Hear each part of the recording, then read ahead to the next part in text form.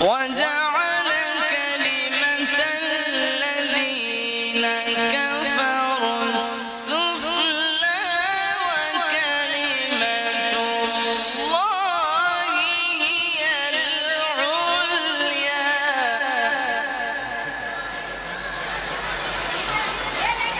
والله عزيز حكيم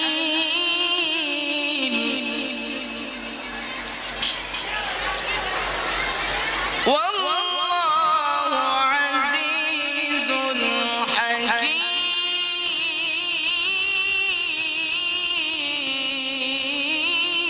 حكيم.